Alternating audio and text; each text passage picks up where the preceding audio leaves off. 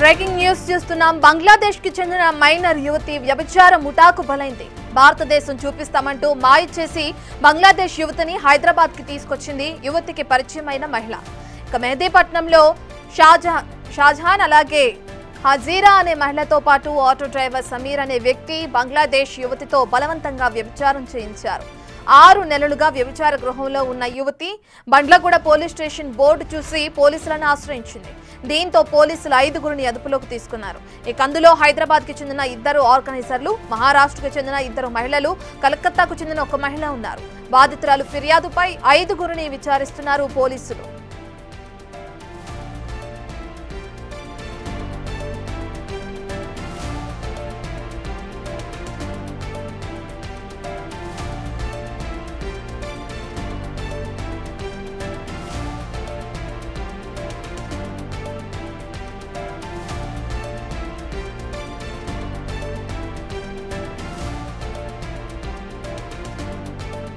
బంగ్లాదేశ్ కి చెందిన మైనర్ యువతి అటు వ్యభిచార ముఠాకి ఏ విధంగా బలైందో మనం చూస్తున్నాం విజువల్స్ లో. దీనికి సంబంధించిన పూర్తి డీటెయిల్స్ అందించడానికి మా ప్రతినిధి సాగర్ అందుబాటులో ఉన్నారు.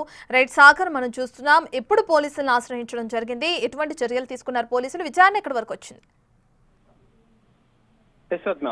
బంగ్లాదేశ్ కి సంబంధించిన మైనర్ బాలికను, 9th క్లాస్ చదువుతున్న మైనర్ బాలికను రూపా అనే బంగ్లాదేశీరాలు పడవ మార్గం ద్వారా పశ్చిమ బెంగాల్ కి తీసుకొచ్చి అక్కడి నుంచి నేరుగా హైదరాబాద్ కు తరలించింది. హైదరాబాద్ లో ఫాతిమా అనే వ్యభిచార నిర్వహించే ఒక లేడీకి విక్రయించినట్లుగా కూడా తెలుస్తుంది. అయితే 6 నెలలుగా ఫాతిమా మైనర్ బాలిక ద్వారా ప్రాస్టిట్యూషన్ చేయించింది. అయితే ఆమె మైనర్ బాలిక ఆటోలో వెళ్తున్న సందర్భంగా బండ్లగూడ పోలీస్ స్టేషన్ చూసి, పోలీస్ స్టేషన్ బోర్డు చూసి వెంటనే పోలీసులను ఆశ్రయించింది. తనకు జరిగిన అన్యాయాన్ని పోలీసులకు వివరించింది. వెంటనే బండ్లగూడ పోలీసులు కేసు నమోదు చేసుకుని దర్యాప్తు చేశారు. ఇటు మైనర్ బాలిక ఇచ్చిన స్టేట్మెంట్ ఆధారంగా రూపా ఏదైతే బంగ్లాదేశ్ సంబంధించినటువంటి మహిళ ద్వారా ఇక్కడికి వచ్చినట్లు గుర్తించి ఇక్కడ వ్యభిచారం నిర్వహిస్తున్నటువంటి మహిళతో పాటుగా వారికి సహకరించిన వారిని కూడా అరెస్ట్ చేశారు బండ్లగూడ పోలీసులు.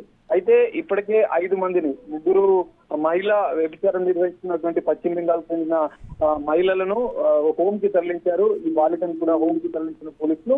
ఇందులో ఇంకా ఎవరెవరు వస్తామని, ఎందుకంటే బంగ్లాదేశ్ మీదుగా మరికొంతమందిని కూడా రూపా అనే మహిళ బంగ్లాదేశ్ రాలిగా ఉంటూ అక్కడి నుంచి మాయమాటలు చెప్పి ఇక్కడికి తీసుకొచ్చి వ్యభిచార కూపంలోకి దింపుతున్నట్టుగా కూడా పోలీసుల దర్యాప్తు తేలింది. ఈ మైనర్ బాలికను కూడా మాయమాటలు చెప్పి హైదరాబాద్ తో పాటుగా భారతదేశంలోని కొన్ని టూరిస్ట్ ప్లేసెస్ చూపిస్తామంటూ మాయమాటలు చెప్పి ఇక్కడికి తీసుకొచ్చినట్లుగా కూడా పోలీసుల దర్యాప్తులో తేలింది.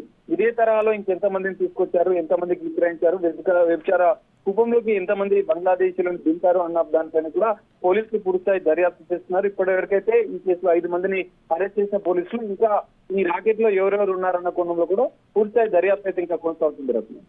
Right, thank you Sagar.